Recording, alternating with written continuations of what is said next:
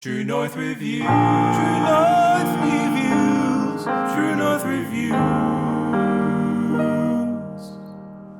Hey there, welcome to True North Reviews. My name is Ryan, and today we are discussing the James Blake record, Friends That Break Your Heart. This is the fifth album by English singer, songwriter, and producer James Blake. Two singles caught my eye before this album, Mile High and Are You Even Real? After listening to these two songs alone, it's clear to me that James Blake is occupying a unique position in the music industry. You know, not only exploring electronic music and its production, but also R&B and hip-hop. There might be other artists doing the same thing, but not too many I know that can get Travis Scott or Kendrick Lamar to feature. Now, I don't want to oversell this new record as any particular genre, but with the fascinating cover art to go along with it and a great single rollout, Friends That Break Your Heart is fantastic. Easily one of the biggest gut punches of emotion I've experienced from a record in 2021. Things get started on Famous Last Words, where right out of the gates, James puts on a vocal clinic. Whether they are beautifully harmonized, sung very delicately, or a bit more reserved, I find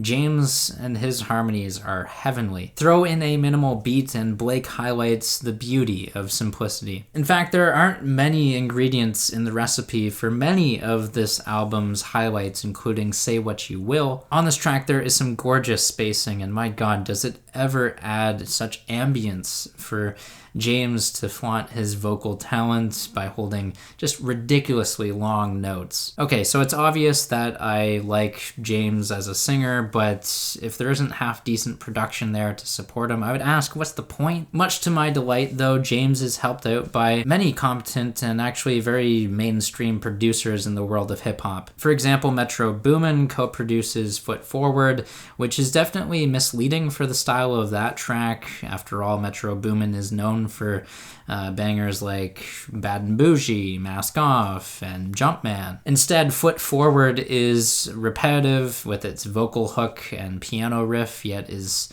still entertaining. I don't know how James Blake does it, but elsewhere, Life Is Not the Same features Take a Day Trip production, who famously has backed up many Lil Nas X songs this year. Arguably, between Metro Boomin and Take a Day Trip, they set a solid foundation for their songs on this record, you know, just leaving room for James Blake to do what he does best, singing about a presumable breakup. Now, when it isn't James Blake singing on this record, he relies on a cast of features including SZA, Jid, Suave, and Monica Martin. Coming Back is the song that features SZA, and honestly, it has a fairly rigid piano instrumental until SZA comes in and loosens up the track a bit, certainly elevating it to the next level. Frozen goes in more of a rap direction, bringing together the hypnotic production with quirky and trippy features from Jid and Suave. Of course, Between Rap versus James Blake is very graceful on his entries. Now, rounding out the trilogy of features, Show Me is the song that always puts me in a lullaby-like trance. No doubt in part to its child-sung chorus, but I also love how James shares the spotlight as a duet with,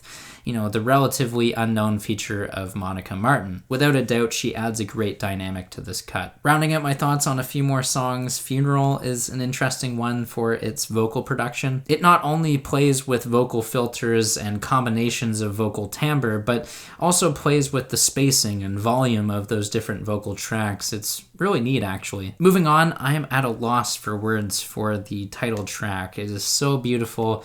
There are arpeggiated guitars on there, James singing about vulnerability. Unfortunately, the ending of this record more or less fizzles out. Track 12, If I'm Insecure, feels tacked on after the title track. Sequenced like an epilogue and sparse in its instrumentation, James Blake sticks to the less is more principle, as he does throughout majority of this record, but the ending, overall, though, certainly if you enjoyed Slow Tie's record earlier this year, James Blake is someone that you want to check out. Granted, some songs may fool you for the hip-hop production style, but there's one thing for sure about James: he knows how to get in touch with his emotions and write a beautifully heartbreaking album. With all that being said, I'm feeling an 8 out of 10 on this album.